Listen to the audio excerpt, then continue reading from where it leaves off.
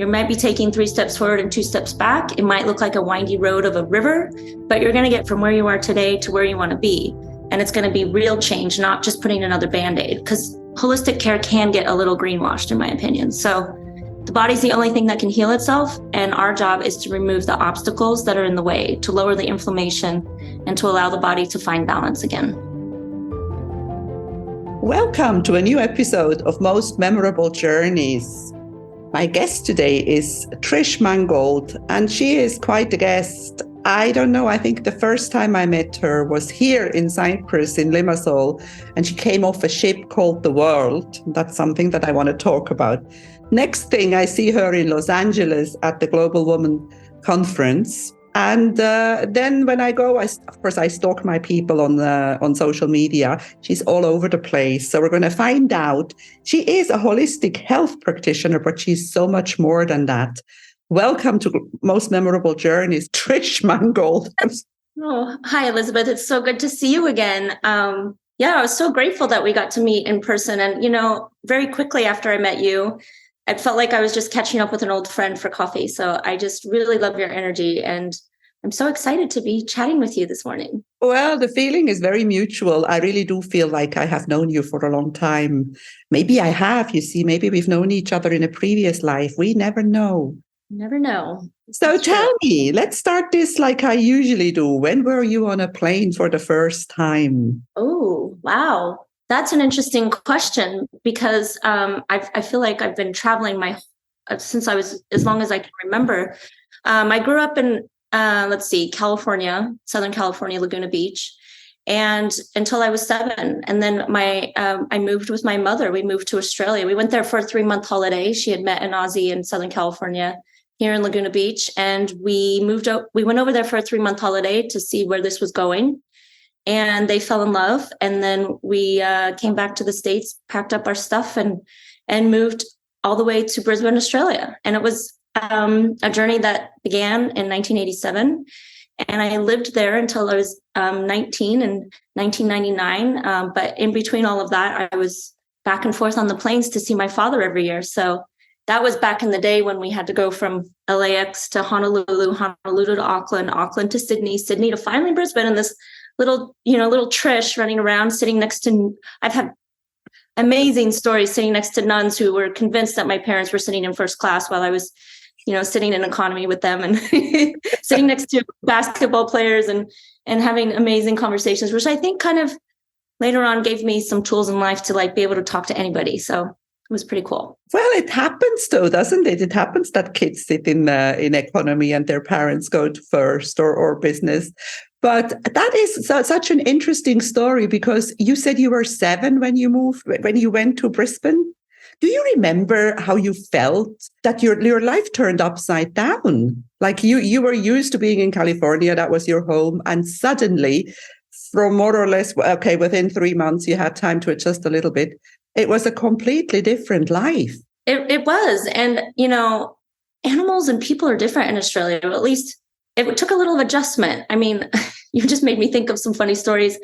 My first week of going to school, my mom took me a few times and, in the car, of course. But we were walking distance. So she's like, okay, you're on your own. You're going to walk to school. And I'm like, oh, I'm a little, I don't know if I could do this. And she's like, yeah, you can do this. So here I am with my Walkman. I'm walking along the road and I hear this loud clapping noise. And I'm listening to, I can remember this like yesterday, listening to Michael Jackson Thriller on my Walkman. And I hear this looking around, no one's around.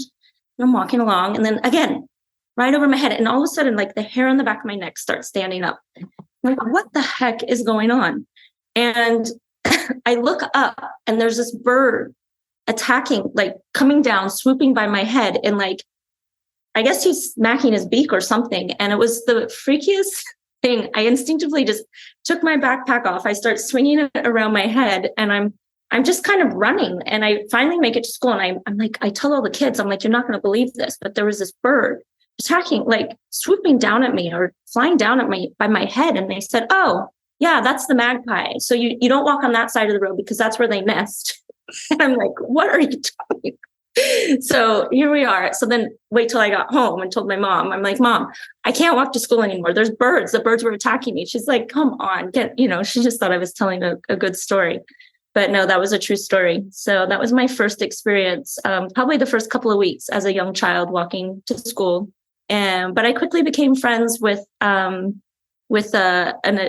Irish family who immigrated when she was 4 years old. And we became best friends. We're still friends to this day. I was in her wedding. And so we still keep in touch. And we've traveled around Ireland together. She used to live in the UK after school, like after we graduated. And so we had some fun adventures in all corners of the world. But yeah. And another funny thing, like even the school children in Australia for public schools, they wear school uniforms, which I really appreciated. So that was one really cool plus about going to school in public schools in Australia. And then the other thing I thought was really odd was children would take off their shoes during recess and run around like wild kids and just play on earth. But they always had to have hats on, which I think they're very sun smart there, which gave me some appreciation for that growing up. But yeah, those are like the few little nuanced details. But yeah, I was very grateful. But you see, I think today you know why they took their shoes off. They were grounding. Today we actually talk about this. It's actually a thing because we never ever touch the earth anymore. So they were way ahead of us. And I think the sun thing is a big, big deal because as a child in Switzerland, I grew up in the countryside and I was outside in the summer, even doing work and helping. I never even knew that there is such a thing as sunscreen until I was 20 or something. So there are a few things that we can learn from each other all over the world. And that sounds fascinating. So the only thing that you did have that Brisbane and California did have in common was the beach. At least you had the sea, or were you on the sea? Yeah, Brisbane is on the sea, isn't it? So we were on the sea. We lived in a small town. Well, when we first moved there, we were a little inland, but then we moved to a small seaside town that had a marina. So it's just the other edge of the Pacific, I guess you can look at it that way. But much warmer there. I prefer the Southern Hemisphere Pacific. Are you still connected in any way to Australia? Do you go at all? Is your mom still there? She is, and I'm very much connected to Australia. And it's been this last few years have been the longest that it's been for me to be away from Australia since I left. I usually go back every couple of years at least, and it's been I don't even want to admit how long it's been. It's been too long, so it's time. I'm actually planning on going to New Zealand in January, and I'm probably planning a retreat there while my husband's going to be playing golf with some buddies and planning a retreat for the ladies. And my mom will probably meet us over there. And then we'll go to Australia to visit and do the rounds. Yeah. Yeah. Because I did Australia round trips as a tour guide and I just loved every single bit, but I actually have never been to Brisbane.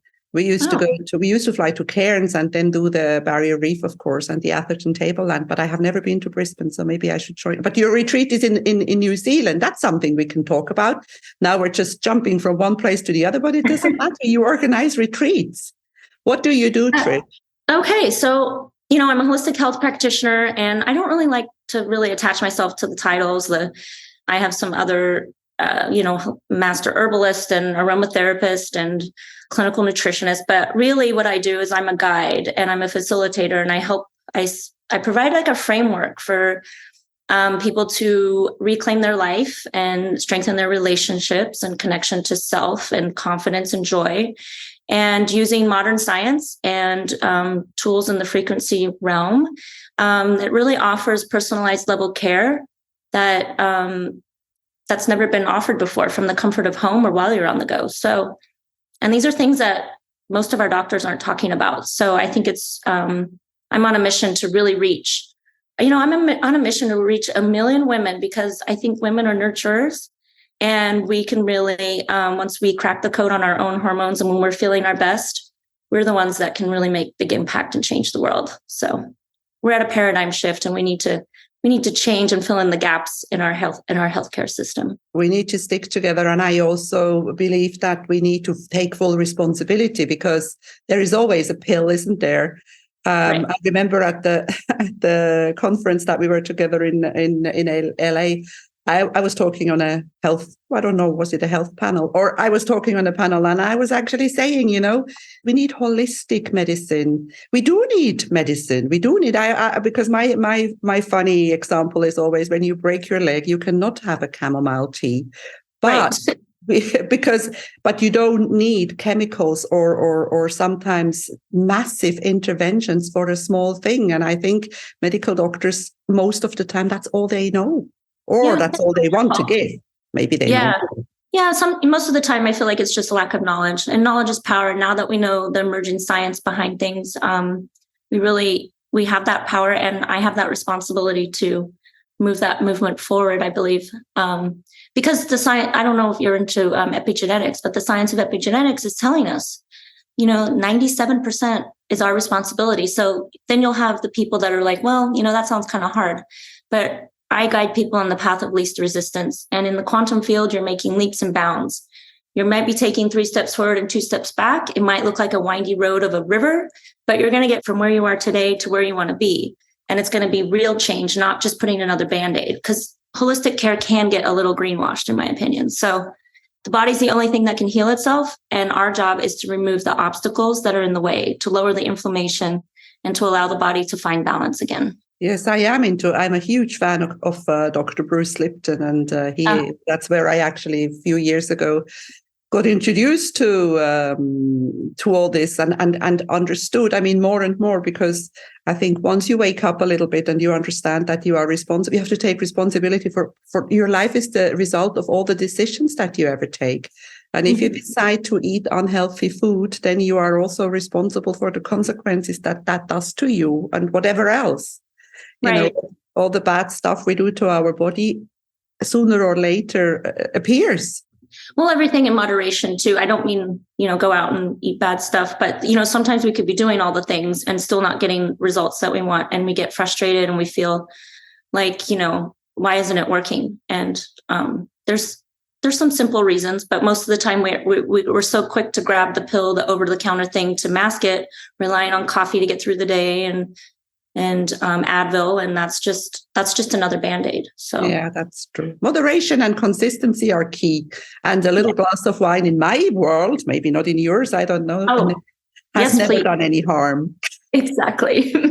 So now we have become very serious for a minute, but I want to go back to your fun life.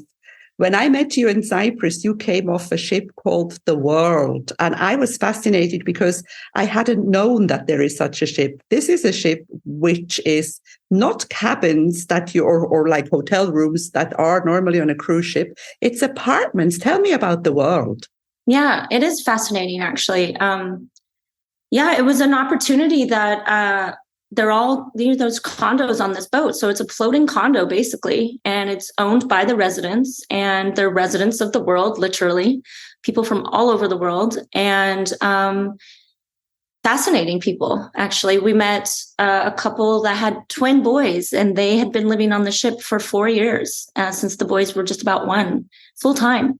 We met, Dr. DeMartini was on the board, and I had kept looking at him thinking, this, why he looks so familiar to me. How on earth do I know this man? And one day we were sitting across from each other having breakfast, and I'm like, Dr. DeMartini, it dawned on me. And he's like, yes. And I'm like, I just put it together. I'm like, he's like, come over and have breakfast with me. So we sat down and had a great conversation, and he told me his story and I shared mine. And my only regret, and I don't have very many, was not getting a photo with him. It's story of my life. Yeah. Because you're in awe with these people sometimes at this moment, and you forget. That happens to me. Yeah. So he was, just being in the moment, right? And he was just a really fascinating guy. I mean, there's entertainment on board, there's restaurants, and we went through a place like a part of the Middle East and up through the Suez Canal and places that we probably wouldn't normally go to. And it was such an amazing way to see that part of the world and not have to be running through airports and checking in and out and schlepping luggage everywhere. So that was the other nice thing about it. But you boarded the ship in Saudi Arabia, right? Yes, in Jeddah, actually. So we had a night in Jeddah before we boarded the ship. By the way, they have a direct flight out of LAX to Jeddah a few days a week. And it was was really not bad at all. We flew Saudi Arabia Airlines, which was fabulous. I was surrounded by children. I'm thinking, well, this will be an interesting flight. And those children were amazing. I'm like, did they sedate those kids? Because I didn't hear a peep from anybody. Yeah. So we took a red eye. And let me tell you, everyone's like, you're going to Saudi Arabia. That's really interesting. And I'm like, well, why do you say that? And they're like, well, the way they treat women, and it's all very conservative, and you're going to have to wear a hijab or a burqa. And I'm like, well, that's not what I'm hearing. And that's not what my research shows, but we'll see. So we went, and it couldn't have been more progressive, more friendly. People would stop their cars on the side of the road and roll their windows down and be like, welcome to Saudi Arabia. And I was like, wow. I mean, it's probably one of the more friendly, welcoming places I've been to in recent memory. So I would definitely go back. We didn't have enough time. We were just in Jeddah, and there's some parts of the desert area that looked fascinating. And speaking of retreats, if I would like to do a retreat out there. Oh, that sounds fabulous. And I totally agree. I have not been to Saudi Arabia, but I know a few people. I've done my coaching training in Dubai, and there were a couple of ladies from Saudi. And I have never met an unfriendly or bad person from Saudi Arabia. They are opening up for tourism. I think it's a good time to go before it gets, run over like Yes. Dubai and other places. You also stopped in Jordan. Yes, we did. Well, we were actually in Eilat. I'm not sure if I'm pronouncing that. Yeah, it's debatable. I say Eilat, and then it's Eilat, and then I don't know. Maybe somebody will tell us who listens to this. Surely. So yeah, exactly. That would be nice. Yeah, we were there, and the ship was in the marina there, or not marina, but was at a commercial shipyard, and so we got a little taste of Israel, first time in Israel. And we decided to do a day trip to Jeddah, to Petra, which was perhaps the highlight of the entire trip. Well, we were away. I just can't even explain if you've ever been there, it's walking down that valley, and then all of a sudden it just opens up to the treasury, and the colors and the symmetry and the fact that that's thousands of years old, and no one really knows what tools they used and how they did that, because I'm pretty certain we couldn't replicate that today. It was fascinating, and it just kept going. So it was like a pilgrimage valley. It's not like people actually lived there. It was more from my understanding and what I was told while I was there. So, and the Bedouins, we talked to some local people, and everyone was just, again, very positive experience, very friendly. Yes, I have been to Petra. I've actually been Jordan. Amman is a 45 minutes flight from here. And I have been living here for so many years. And I only went there the first time 3 years ago. And I love Jordan, everything about Jordan. And I have exactly the same. I can describe Petra exactly the same way you do. I don't think I've ever seen anything like that. You have been to many places. I've been to many places. I've been to big, like I've been to Ephesus, or I've been to Mexico, or I've been whatever. I've been to Machu Picchu, but the size of Petra is impressive. Right. Yeah, I completely agree. Yes. Yeah.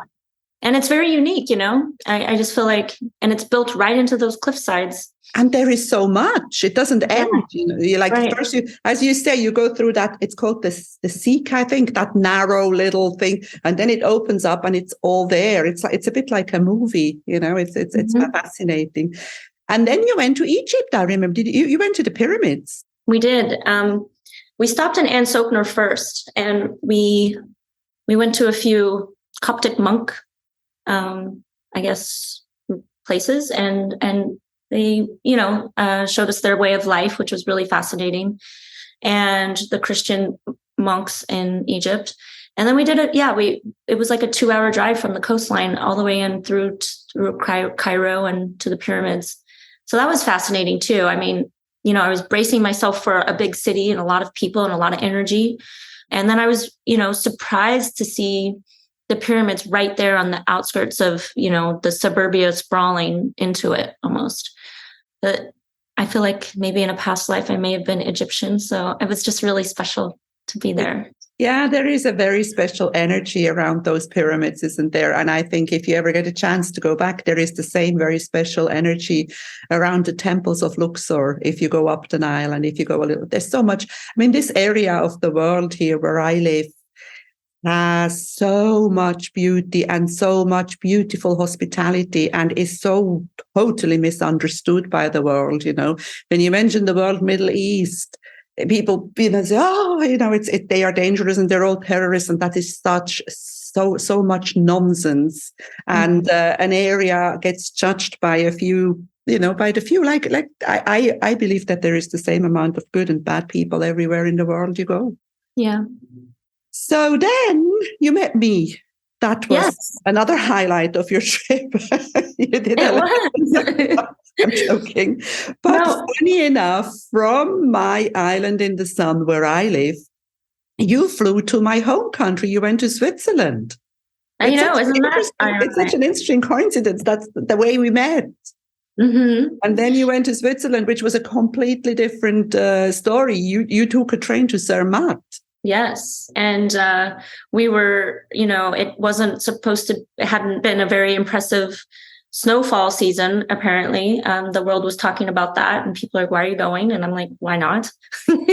Anyway, we go and we get stuck just outside of Zermatt because of the excessive snowfall and an avalanche that they had. So that was an interesting little pit stop in that little town. What is that called? I'm forgetting the name right now, but it's just about 15 minutes on the train just before Zermatt. But my gosh, what a charming town. When we finally got there, no cars allowed. It's like this little box canyon, and it was a little cloudy. So, the Matterhorn was veiled. So we were kind of just enjoying the town as it was. The sunset. We had a beautiful apartment overlooking the river and the cemetery, I should say, and a little church. And someone said, oh, that's right there is where the Matterhorn is. And I'm like, okay. And then the next day, the blue skies revealed the Matterhorn, and it was in your face. And I can see why they claim it's the most photographed mountain in the world. So it's very impressive. And from all angles, like everywhere you go, it looks different, the way the light hits it. And yeah, it was fascinating. And we had some fun skiing there. I love the French or the Swiss style. I've never skied in anywhere besides outside of the North America, really. So actually, I did as a child once in Mount Hotham down in South Australia. But as far as everyone's like, it's all about the food. And some friends that we met on the world said, oh, you must go to this restaurant and please send a picture. And so we sent pictures to our friends on the world that we made. And the restaurants there are another level. It's definitely, and I'm a big foodie. So, and I have a new appreciation for different schnapps too. So that was fun. So you could actually call it culinary skiing, Yes. I love Zermatt, and it warms my heart to see the Matterhorn. I deep down, even though I've been away for many years, but I am very Swiss. And I'm also a very proud Swiss. I love Switzerland, and I love skiing. And this is actually the first winter that I didn't get to ski because I was doing a lot of other things, but that's never going to happen again. I felt like I was missing something at the end of April. So fantastic. But I've watched, of course, as I say, I always study my interview partners, and I looked at your stuff. You ski in other places. You like to ski. Yes, we do. I do. We've hit a few mountains this season. Telluride was a first in Colorado, and we're actually planning a family wedding there this September. My husband's daughter is getting married, so it should be beautiful. Hopefully the leaves might just start to turn. So we had a fabulous time in January in Telluride, another great spot, wide open trails, and we got lucky with bluebird days. We just squeezed in Big Sky, Montana, just before their closing weekend, and it was like midwinter conditions. It snowed 2 feet while we were there.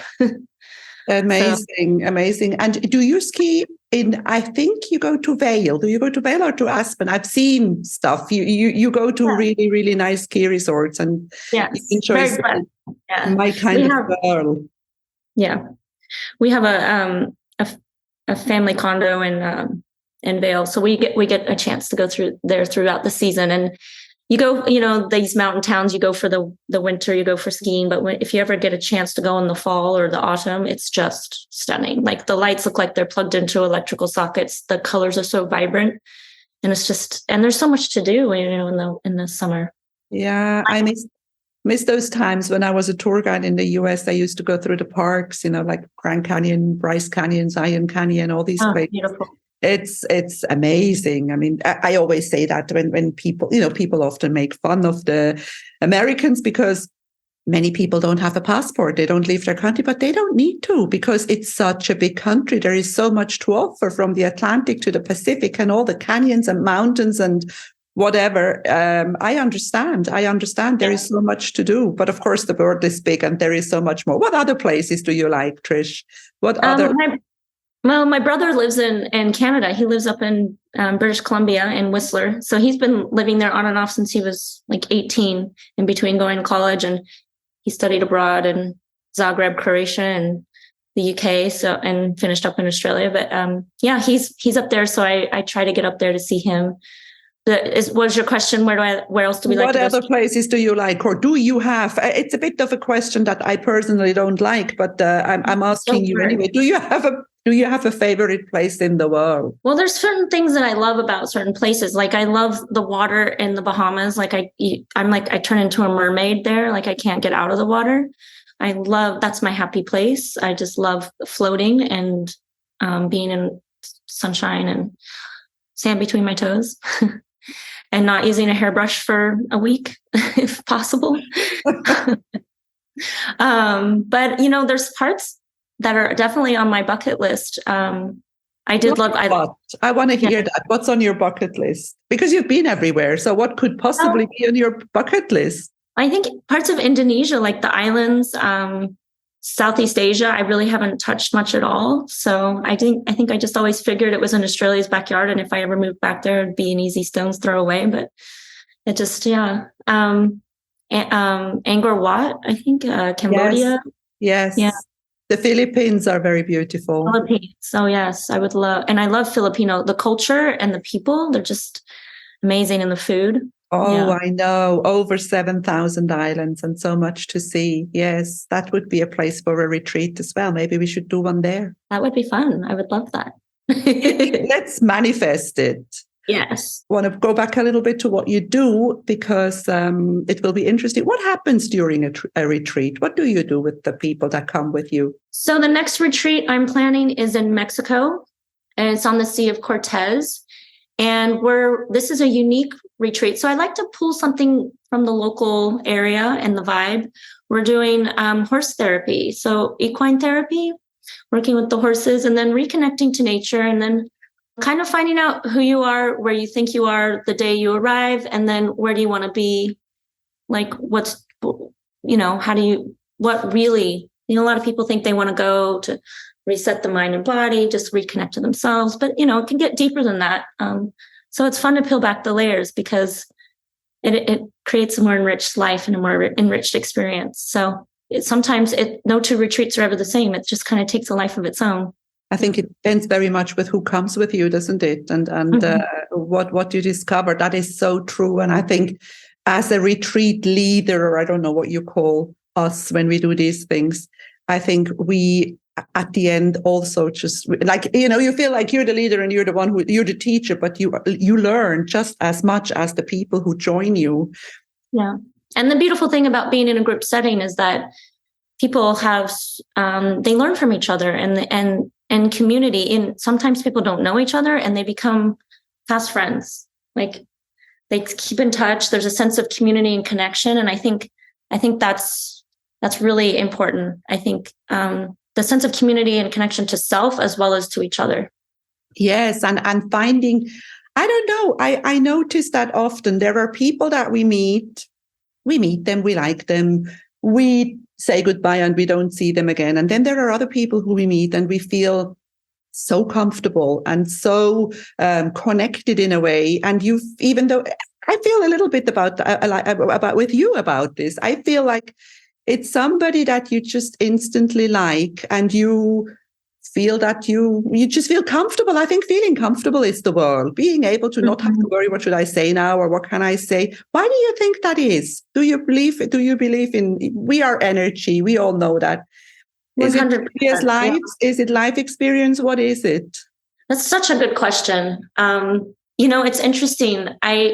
People often ask me, like, you're always around so many people and you're always on the go and you're always meeting, new people, and but you have your core too. Then, like, how do you keep it all together? And don't you get exhausted? But I find myself only making time for people that, like, I recharge. Like, this right now is recharging me. Like, I'm with real people, good people. I don't have time for anything other than that. So yeah. And I think it is energy. I mean, you can walk into a room without a word being shared and you walk right back out of that room because you're like, I didn't like that, whatever that was. And so definitely energy is everything. And that's a big part of the work that I do is supporting people's energy with tools that, continue to support their growth and connection. Yes, that is absolutely true. And of course, we know the famous word energy suckers, and the people that are around us who don't make us feel as comfortable as some others. But how do we deal with these people? Because we still have to deal with them. We have to do certain things with certain people that are not on the same frequency as we are. What is your take on that? What's the best way to handle somebody who is not on your wavelength? Well, usually they're vibrating at a lower energy. And when you're vibrating at a higher energy, they can't help but come up and meet you. So sometimes you just send so much more love back, and it comes back. And it's surprising. They'll come around. I agree. It's leading by example, like walking your talk, and then they just can't help it. That is true. Mm-hmm. That's a good one. I think that's today's discovery on most memorable journeys. It's something that we've all known, but it needs to be said once in a while. Once again, it's so true. Or if there is no solution, if they do not join you, then it's better to just avoid them. Yeah. And having healthy boundaries is, like, I call it the garden of life. Like, sometimes you look for the energy vampires, I call them. So you kind of look where you spend your time. And do you want to spend your time with energy vampires, or do you want to spend your time with people that are uplifting and inspiring and positive and, looking to grow rather than keep remunerating on the darkness? You got to move towards the light. And there is darkness, and that's part of life. And I think, the shadows make you appreciate the light. So you have to have it all, and it ebbs and flows. Very beautiful. And I also think that, as there is darkness and bad things happen to all of us. But I think it's important to understand that as long as nothing bad happens, we shouldn't worry so much, because we usually spoil the good times by thinking that something could happen. And that's such a shame. I think being in the now and enjoying the good times when they happen, and then we'll deal with the whatever, because we all do. So yeah, beautiful, very beautiful. So Trish, time flies when you're having fun. We're coming to the end. You're flying to Paris, I heard. Yeah, I'm so excited. Thursday night, just in a few. Yeah, I've got to start packing, I bet. Do you like Paris? Is this a trip that you look forward to? I'm looking forward to experiencing Paris in a different light. We're going for the French Open, and just spending a long weekend there, really. So I'll be there briefly, but with that said, I want to experience, like, a new side of Paris. Like, we're meeting up with some friends that have gone to the French Open for several years in a row. And I'm looking forward to seeing it through their eyes too, because, it's always fun to share the experience with friends. Well, I can tell you something. The French Open is not the same anymore since Roger Federer isn't there anymore. Aw. Well, I'm joking. I'm only joking. I'm sure you had a wonderful time. So listen, any last words? How can people find you if they want to connect with you, if they want to share that beautiful energy that you have, if they want to find out about one of your retreats, or if they want to be your client? How would they find you? We'll put it in the show notes, but just mention it here. Yeah, so I have an Instagram account. It's my name, Trish_Mangold. And I also have a website, Elevate-Vitality.